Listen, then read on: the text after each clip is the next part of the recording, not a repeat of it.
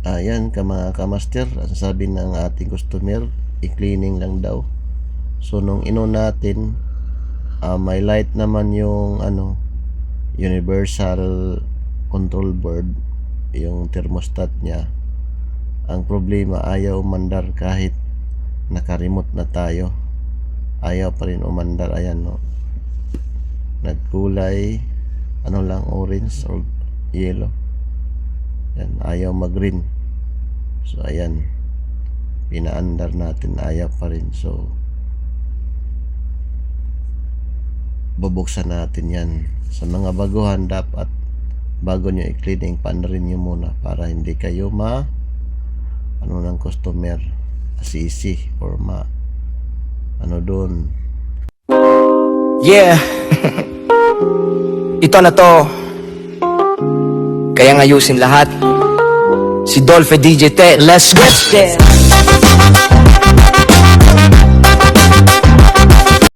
Okay mga kamaster, tinanggal na namin. Ayan. So naka-convert na to. Ayan. Ayan yung board. Ito yung kapasitor, brown at kasarid. Din ito yung supply. Yan, pasinod dyan. So try mo natin i-check yung kapasitor kasi hindi umandar.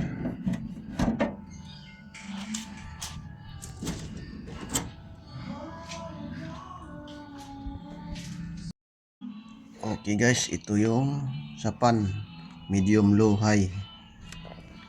Din ito, papunta to doon sa air swing. Ayan, air swing.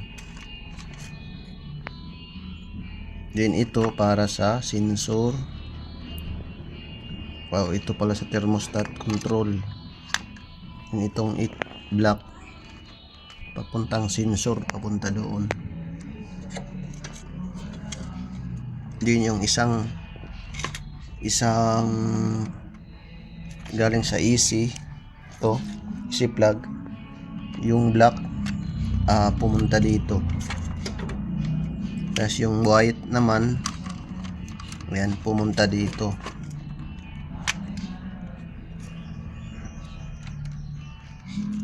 Din yung herms dito, ano tawag dito, common ata ito, pasingod to sa compressor. Tapos yung isa dito papunta sa kapasitor. Tapos yung dilaw sa kapasitor rin. Okay mga kamaster, umandar na, oh. May kulay green na, oh. Tapos dito lumalamig na, oh. Yan. So bali ang problema, cleaning lang tayo sa board. Then yung battery pala nito is 1.2 na lang natira. So kumuha tayo doon sa Fujitsu na remote. Nilagay natin yung battery dito. Kasi yung tinister natin, naka-video, tapos sa on sa power, ayaw mag-detect ng sensor, ayaw umiilaw itong LED. So try tayo naghanap ng ibang battery. So i-check natin yung battery dito.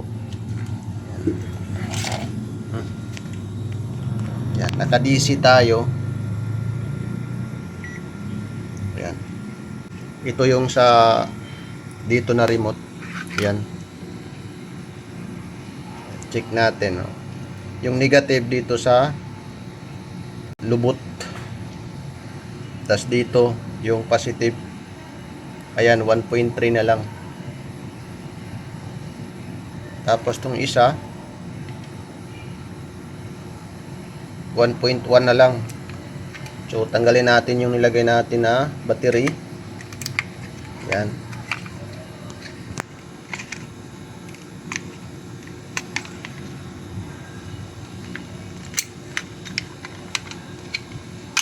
Yan, check natin. Negative, positive. Ayan, oh, 1.6.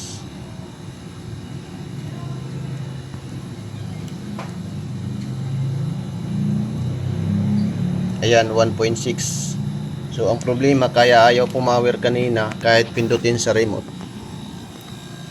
Ayan, kasi hindi nagkulay green dito. So, yung battery pala may abnormal na. So, pag ang plano ko naman sana, i-order ko yung board or mag-troubleshooting ako doon sa transformer na maliit kung may lumabas ba na 220 sa red, yung red na yan, tapos yung blue dapat may 12 volt na lumabas para siya mag-supply. Yan, so i-cleaning lang namin to kasi ayan, malamig na oh, moisture na oh.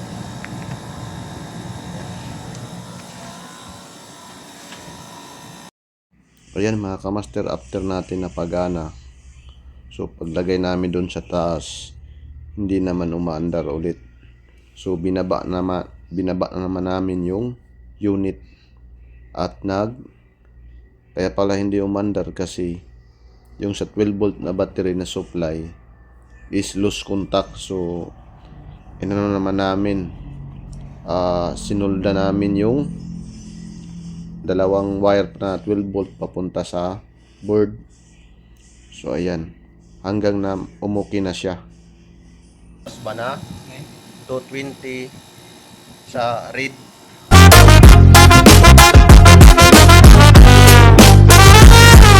Pag nasira ang TV mo, huwag kang magpanik. Si Dolphy DJ Tech Boy, automatic aircon mo